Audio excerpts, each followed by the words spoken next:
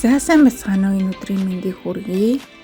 За өдрийн аялал бол Ватама хүрэхээ болно. Ватама далайн эрэг дээр очноо. Тэгээд манай гэрээс 50 км-ийн зайтай байд юм байна.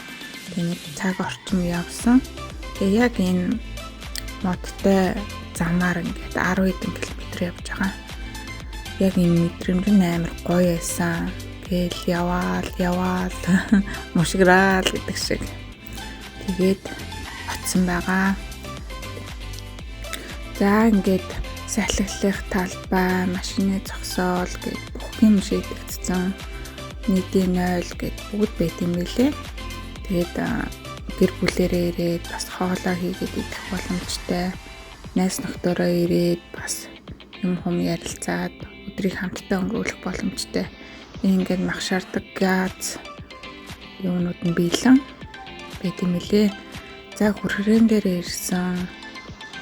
Одоохондоо болохоор жоохон сэрүүхэн байгаа болохоор хүмүүс бага байлээ.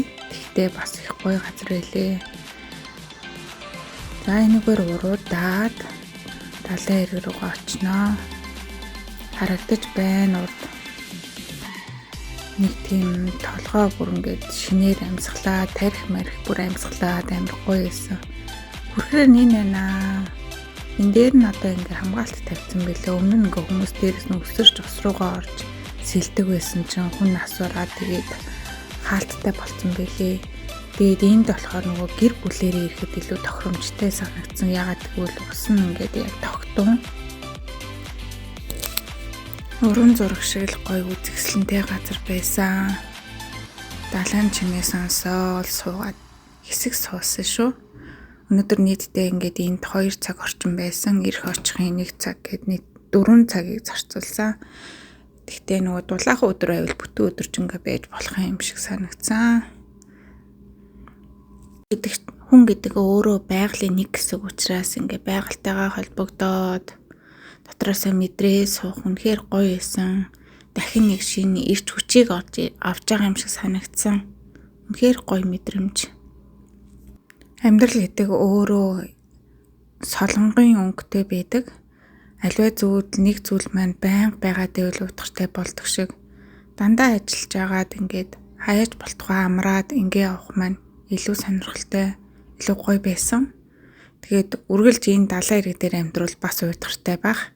Тийм учраас амьдралынхаа хэмээгийг багч гисэн сольж, өөрчилж, орчноо солиул их сонирхолтой санагдсан. Тэгээд нэг өдрийг ингээд 7 хоногт нэг өдрийг ингээ өөртөө зариулаад ингээ явах бас их гоё байсан. Та бүхэн ч гэсэн надтай хамт цуг байгаад гоё тайвшрал байгалийн сайхныг харж байгаа гэдэгт итгэлтэй байна. Тэгээд дараагийнхаа гоё бичлэгээр өшөө олон гоё газраар очиж подкаст яриануудаа бас хийнэ. Бас энд сууж байхдаа бас 2 яриа бичлэгээ хийсэн байгаа. Та нар бас сонирхвол ороод сонирхоод үзээрэй гэж хэлмээр байна.